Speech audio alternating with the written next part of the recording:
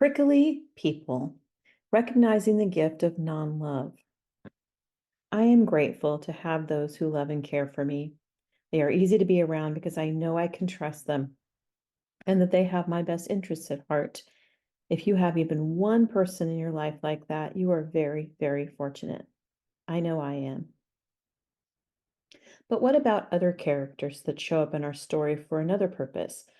What about those unpleasant characters that are seeking conflict and drama? And then there are the bullies and outright narcissists. What about those who seem to have dark intentions? What about those who play the role of villain or villains in our story? What about those who betray us, belittle us, or bring misery and disillusionment in their wake? Where is the gift in those relationships and encounters? These are questions I have struggled with greatly throughout my lifetime. I remember as a child being perplexed by bullies. I was taught to be nice to others, and I had a belief that if I was nice to others, that meant others would be nice back. It seemed logical to me at the time, but on planet Earth, that formula is deeply flawed. It has often seemed to me that being a nice person attracts those bent on making life more difficult.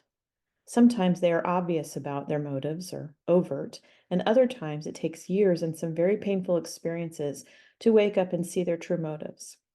These kind of bullies are covert, and it's important to note that they often don't see themselves as the villain. They might even see you as the villain.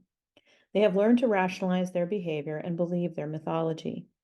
One telltale sign is an inability to accept responsibility for their behaviors, words, or actions. They tend to revel in the role of victim and work hard to garner a great deal of sympathy from caring, unsuspecting people. Covert bullies get close to you. They are charming, so you naturally connect with them. But you need to understand they are not connecting with you, even if it seems like that at first.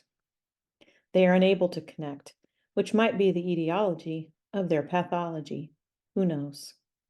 In the beginning, you seem to have a lot in common with them and enjoy being in their presence. At some point, you become attached to them, and that's usually when the script flips. What happens after that is very much like having a cold glass of water thrown in your face when it becomes obvious to you who they are and what they intend. I had an overwhelming moment of appreciation for these characters a while back. It honestly brought tears to my eyes. It was one of those aha moments.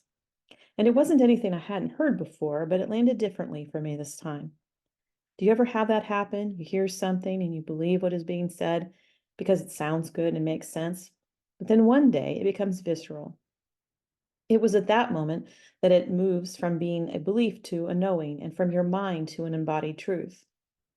As I was driving around town running errands, I was thinking about all the different characters that have crossed my path and the paths of those I love over the years. I could envision their faces, and I remembered their actions, words, and deeds. I began to contemplate all the feelings that had come up for me at the time those things occurred. I remembered the shock, cognitive dissonance, tension, fear, resentment, disappointment, and so on. But then something wonderful began to happen. I started thinking about what happened next in the aftermath of it all, when the dust settled and I began picking up the pieces. What I observed is that the person I was before those events and after those events was not the same. Those individuals and events fundamentally changed who I was in some very positive ways. Who had I become? How had I changed? Who I became as a person who now has growing clarity, resilience, discernment, healthier boundaries, and strength, and who now loves herself more than ever before. Finally, after years of self-doubt and insecurity, I had my own back. These individuals taught me how to love and trust myself more fully, and that is a priceless gift. Forgiveness is not personal, it's the understanding that nothing is personal. Richard Rudd. Nothing is personal, even if it feels that way at the time, and we can choose to be grateful for difficult people and circumstances.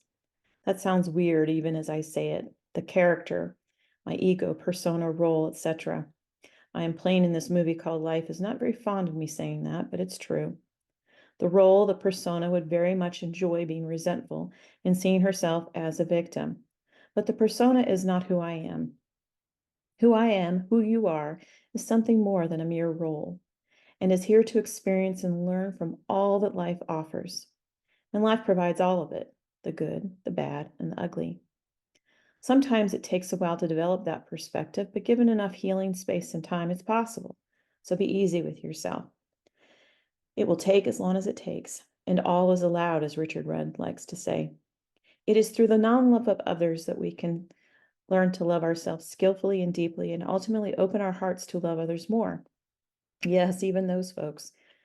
While what they did will never be okay, I learned a lot from them, and I am grateful for that. I will probably never enjoy being around them and won't choose that, but I can love them because that's my real identity and yours. Love.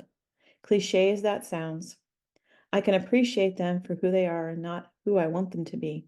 And to reiterate, because this bears repeating, this does not mean it's a good idea to be near them, but love is not something that needs to be local. We can and often should love certain people from afar. Once they show us who they are, it is wise to believe what we see. Sometimes, though, people grow and change, and that is something to consider. Nonetheless, trust your senses, not your mind. You have them for a reason. Take it slow, and have your bullshit meters set to high just in case. There are no problems or problematic people, only opportunities. Gifts are not always wrapped in pretty packages. These individuals and situations are phenomenal teachers, and when we can shift our perspective to embrace that truth, we are free. Happy holidays, and thanks for reading.